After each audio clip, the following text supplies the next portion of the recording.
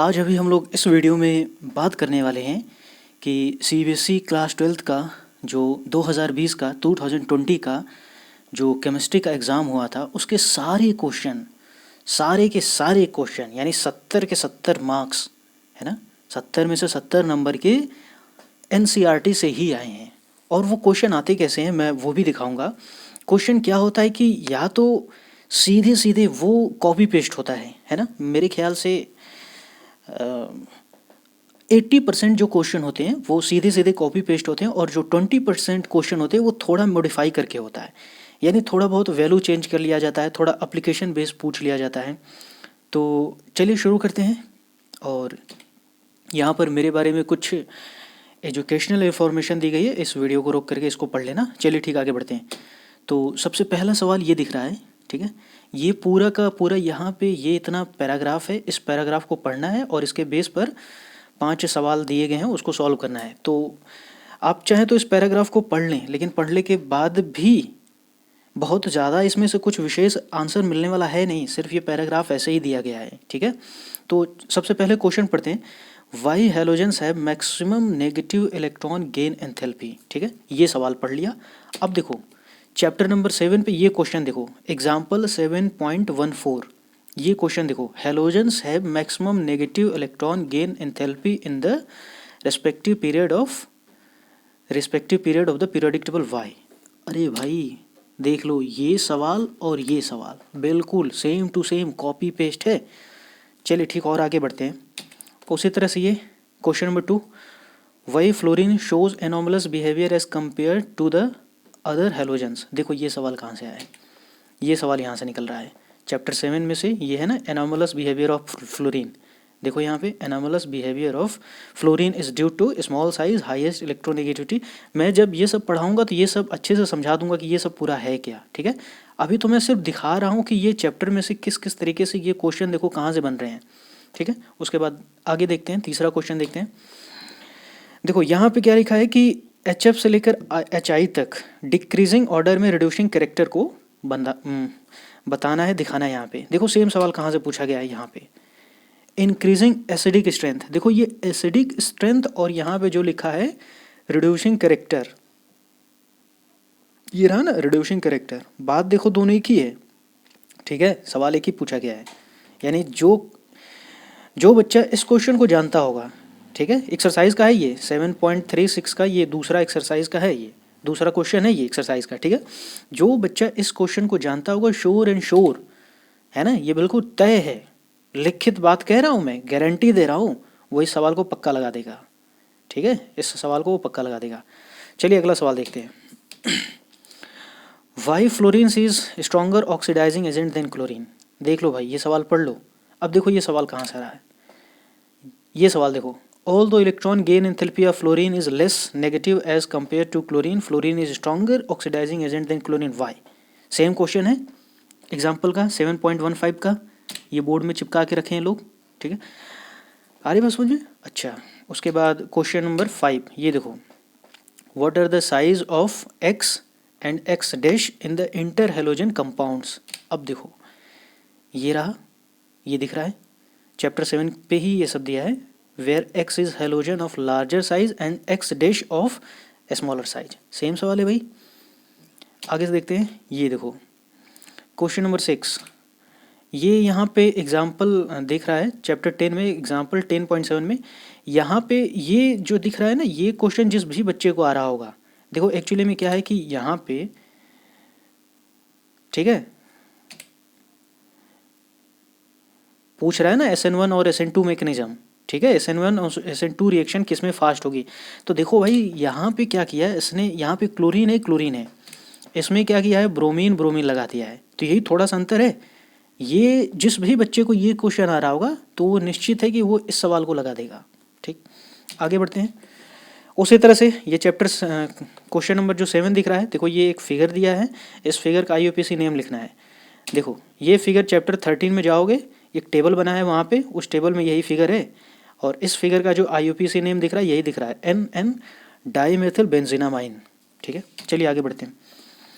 यहाँ पे कह रहा है कि what type of linkages is present in polysaccharide. ये देखो चैप्टर 14 में एक्सरसाइज का क्वेश्चन ये वाला 14.5 देखो क्या है यहाँ पे। What do you understand by term of glycosidic linkage. अरे भाई ग्लाइकोसिडिक लिंकेज ही तो इस सवाल का जवाब है।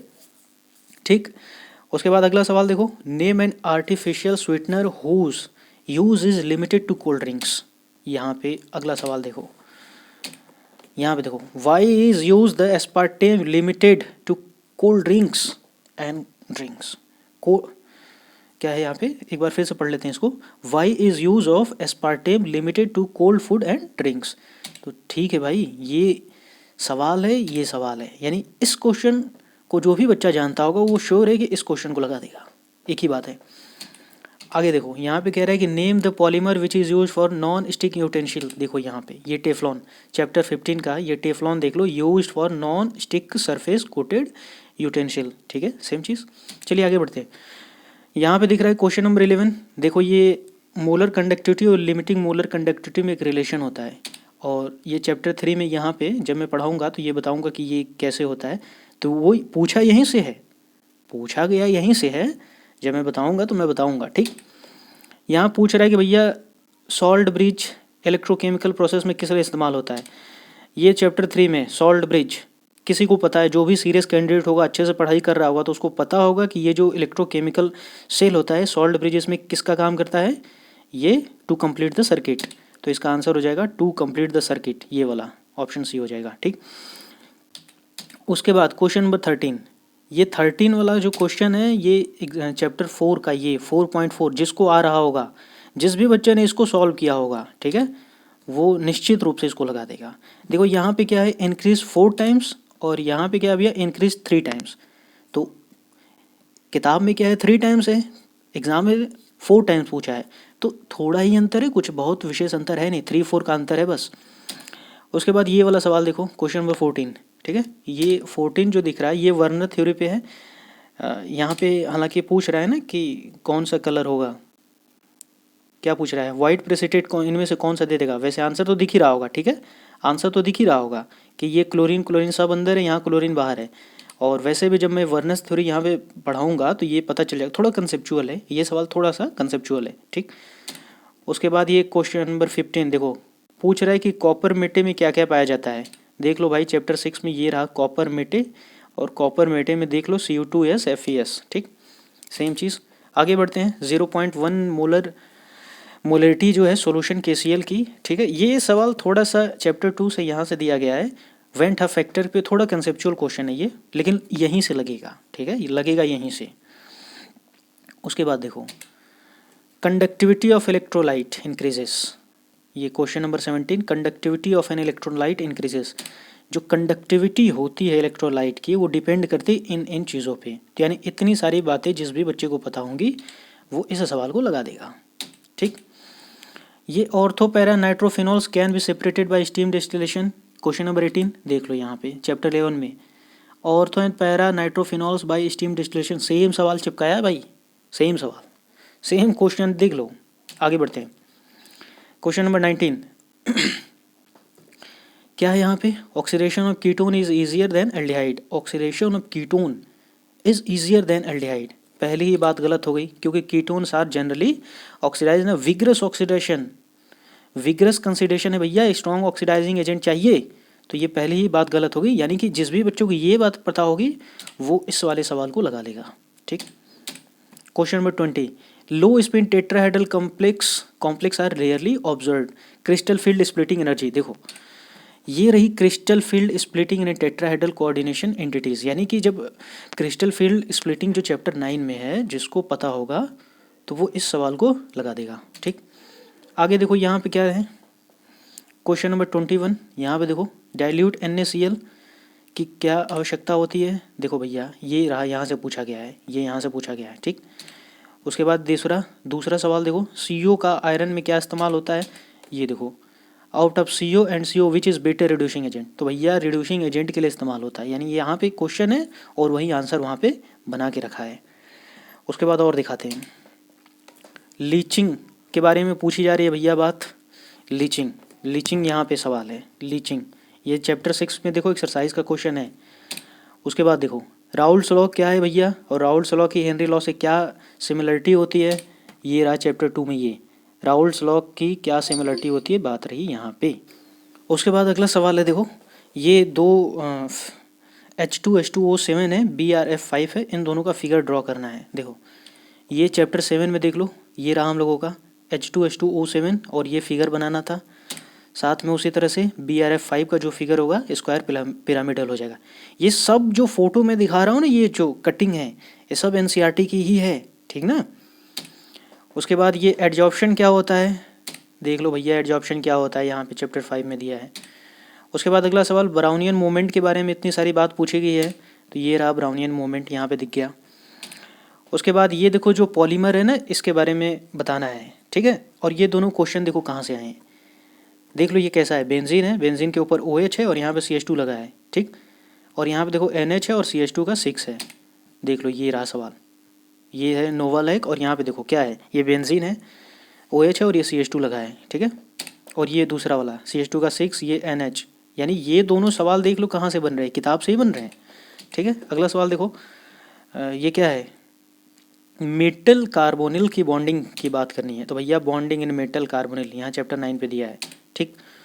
उसके बाद में ये क्वेश्चन, एंटीसेप्टिक और डिसइंफेक्ट्स में क्या अंतर होते हैं, सेम सवाल यहाँ पे चैप्टर 16 में है, how do antiseptics differ from disinfectants, ठीक है, देख लेना इसको। उसके बाद में ये जो क्वेश्चन दिख रहा है ना, थोड़ा कंसेप्चुअल है, थोड़ा एप्लीकेशन के बेस पे है, यानी कि 2-3 चैप्टर्स को मिला के इस क्वेश्चन को बनाया गया है। लेकिन फिर भी देखो ये जो क्वेश्चन 10.9 है ना, जिस भी बच्चे को आ रहा होगा ये इतना बड़ा सा क्वेश्चन है, ठीक, तो वो इस क्वेश्चन को लगा जाएगा, यानी 3 नंबर उसको मिल जाएंगे। आगे सवाल देखते हैं क्वेश्चन नंबर 29, ठीक है। ये 29 देखो इनडायरेक्टली है, यानी चैप्टर 2 का ये वाला क्वेश्चन जिस बच्चे को आ रहा होगा, एग्जाम्पल 2.13 ये वाला क्वेश्चन जिस बच्चे को आ रहा होगा, तो वो ये वाला क्वेश्चन लगा जाएगा। यानी इस पूरे पेपर में मुझे अभी तक यही थोड़ा सा इनडायरेक्टली दिखा है।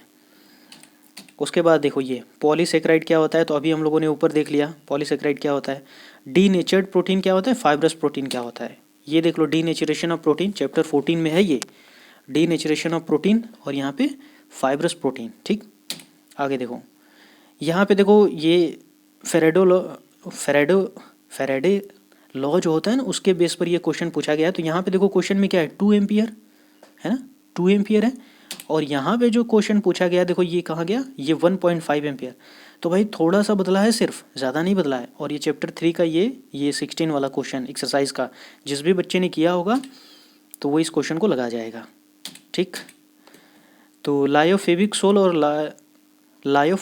और लायोफिलिक सोल में क्या अंतर है, देख लो। लायोफिलिक कोलाइड और यहाँ पे लायोफोबिक कोलाइड है, ठीक। उसके बाद ये डेफिनेशन पूछ रहा है इसमें, protective colloid, zeta potential emulsifying agent, ये डेफिनेशन भी इसी किताब से पूछी गई है।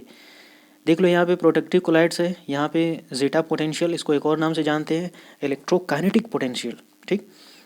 और यहाँ पे पूछ रहा है कि यहाँ पे जो अगला डेफिनेशन है एमल्सिफाइंग एजेंट। उसके बाद ये जो क्वेश्चन है कि एनिलीन जो है फ्रीडल क्राफ्ट की रिएक्शन नहीं करता है, तो भैया यहाँ पे देख सकते हैं कि ये रहा एनिलीन जो है फ्रीडल क्राफ्ट की रिएक्शन नहीं करता है, क्यों, क्योंकि वो सॉल्ट बना लेता है, सॉल्ट फॉर्मेशन हो जाता है, ठीक।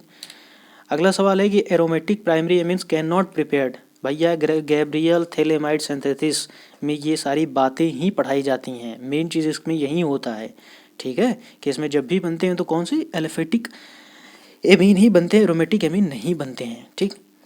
उसी तरह से ये वाला क्वेश्चन था कि aliphatic amines are stronger base than ammonia, जिस भी बच्चे को ये वाला चीज़ आएगा वो उस क्वेश्चन को पक्का लगा जाएगा, ठीक। उसके बाद ये देखो क्वेश्चन नंबर 32 और क्वेश्चन नंबर 34 ये एक ही क्वेश्चन फ्री हिट है, फ्री हिट, ठीक है, यानी एक ही क्वेश्चन 2 बार दे दिया इसमें।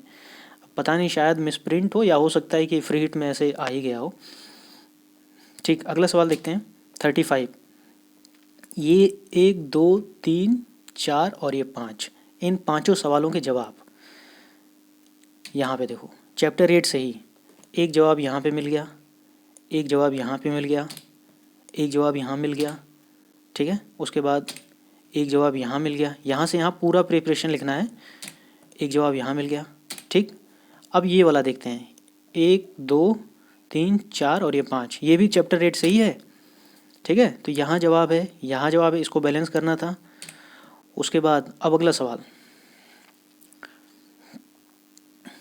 अगला सवाल है भाई कि यहाँ पे बेंजल्डिहाइड को जब इसके साथ रिएक्शन कराएंगे तो ये क्या बनेगा।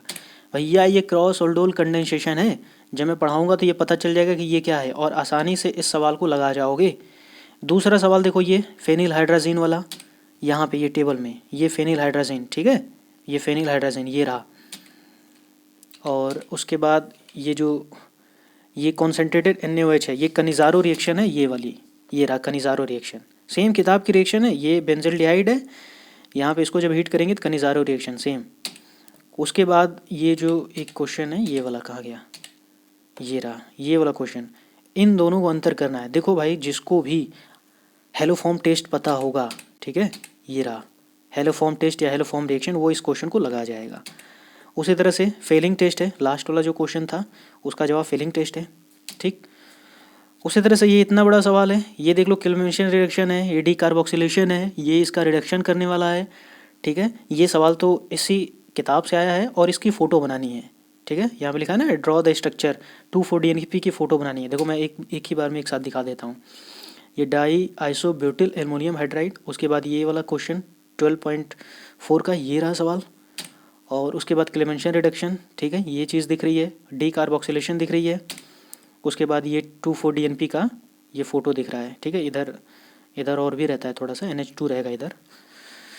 तो थैंक यू, मैं सिर्फ यही बताना चाह रहा हूँ कि देखो जो CBSE का एग्ज़ाम होता है ना, ये क्लास 12th का, NCERT के बाहर एक अक्षर नहीं पूछा जाएगा, रत्ती भर भी नहीं, बढ़िया से इसको पढ़ना है, ठीक है। अब मैं एक और वीडियो बना के बताऊंगा कि NCERT की किताब पढ़नी है तो किस तरीके से पढ़नी है, ठीक है। और इसकी PDF चाहिए होगी तो डिस्क्रिप्शन में है, इसको डाउनलोड करके अभी जो ये पूरी स्लाइड्स मैंने दिखाया इसको देख लेना अपने से भी बारीकी से। ये तो मैं जल्दी में दिखाया हूँ इसलिए ताकि कम टाइम में ये दिखाया जा सके कि जो CBSE के पेपर डिज़ाइन होते हैं वो NCERT पैटर्न पे NCERT बेस्ड न होकर ही, बल्कि यहाँ तक कि वो NCERT का एकदम सेम टू सेम पूछा जाता है, ठीक है। तो अभी के लिए इतना ही रखते हैं, आज के लिए इतना ही, ओके।